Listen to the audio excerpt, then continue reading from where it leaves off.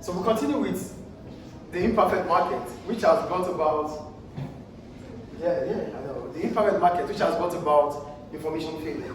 So we're going to go into market examples, different markets, like the market for education, the market for finance, the market for whatever markets that we have information gap in. So that's what we're going to talk about now. So we're going to start with the market for education. And I think we know education, this is an educational institution, this school. So in education, we have what we call the principal-agent problem. The principal is that individual, like you guys are students, you are principal, you are the principal, and the school serves as the agent. So there's always a problem, there's lack of information, there's information gap between the agent and the principal. So that's what we want to look into today. So I wrote, the principal, which is the economic agent, which benefits or losses from a set of economic decisions. So you are the students, you are the principal. So whatever decision being made in this school, it's either beneficial to you or becomes a loss to you. But mostly, education is beneficial to the students. That is the point. But most of the time, students don't understand the benefit, the long-term benefit of education. That's why they behave the way they behave. Do you get the point here? So, the principal, which you are, and the agent, which is the school, the teachers, the principal, the administration, they are the agents. So they make decisions on your behalf, but mostly they make decisions that will be beneficial to you guys. And the agent, which I just explained who the agent is now. So in education, the principal, which is the child or student, and the agent, which is the parent, the guardian, or the school, represented by government agencies, which is the school of course. A child suffers from asymmetric information. That is where we're going. So you might suffer from asymmetric information. That means there's information gap between the school and the student, which means the student might not understand the long-term benefit of education. So because the student lacks information about the benefits of having education, so the child in question starts missing out in school or not putting effort to reach his or her own potential. That is the point. That's the problem about asymmetric information. Do you get what we're talking about here? There's a principal-agent problem because the principal does not understand the long-term benefit of education.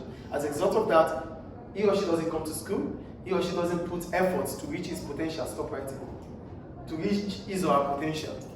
Because when you miss it out in school, when you are not able to reach your potentials, it means you are missing out.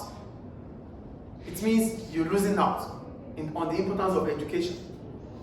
So what does the school need to do? Therefore, the agent must act in a way to encourage the principal.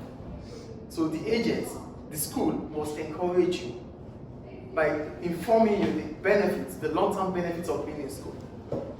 By providing you with quality teachers, by providing you with resources, materials that would encourage you to understand the importance of being in school.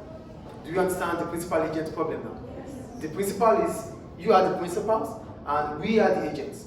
So there's information gap between us. That's why you are absent in school. That's why you don't want to put effort in class. But we must ensure that we put effort so that you can understand the benefit of being in class. Is the principal-agent problem clear? Yes. Another market is the market for pensions. This goes to people like us. So I'm in the middle age anyway. So I might not understand the point or the benefit of saving money for the future. So whatever money I make now, I spend now. Do you get the point here? So for pension, right, let me read anyway. It is argued that young workers today pay less attention into contribution towards pension. Pension is contribution towards your retirement age. But young workers like me and the rest, we might not. Why are we not putting pension into consideration? We might not put pension into consideration because we don't understand the importance of retirement age. Do you understand? So we think about the benefit of now instead of saving towards the future.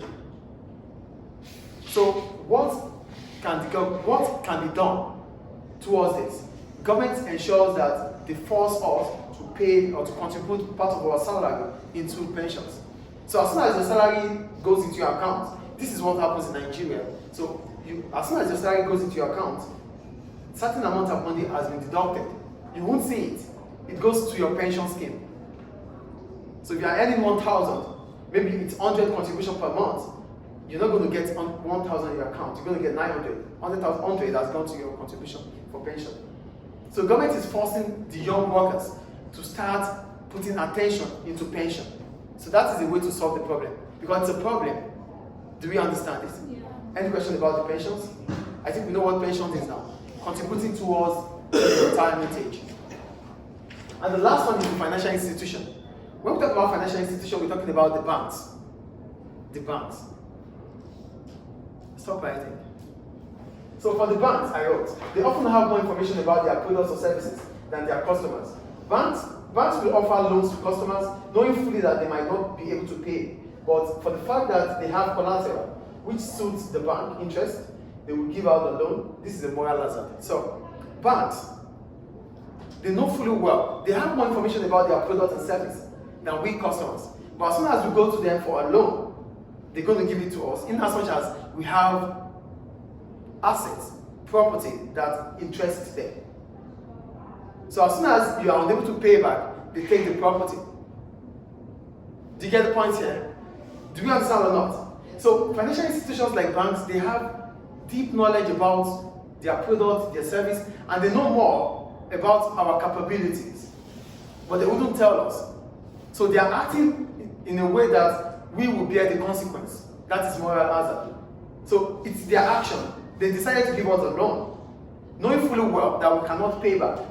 But for the fact that they know that we have collateral, we have assets, property that would stand for us, which interests them, they will give out the money. Why would they want to take our assets? Yes. They know they will recover it through selling your assets or using your assets. So that is a moral hazard, which is a market failure. Moral hazard is a situation whereby an individual is protected, or an individual or institution is protected from his or her own action. They decide to give us a loan, give me the loan, knowing fully well that I cannot pay back. The bank is supposed to say no to me, right? But the bank is not saying no. They didn't give you a loan if they didn't know that you had anything to back. Yes, because I have something that interests them. So if I'm not paying back, they get that.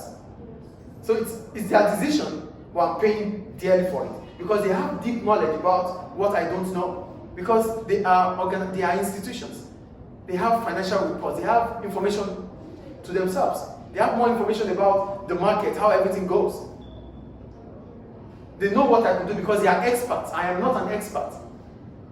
They know if they are supposed to give me the loan or not. But they go as well, they go forward giving me the loan. It's their own action. Yes or no? So if I don't pay back, it's supposed to be their own consequence. Do you get the point here? But they gave it to me because I have something that interests them. So that is also what we call a market failure, which is true moral hazard. Is it clear? Any question about it?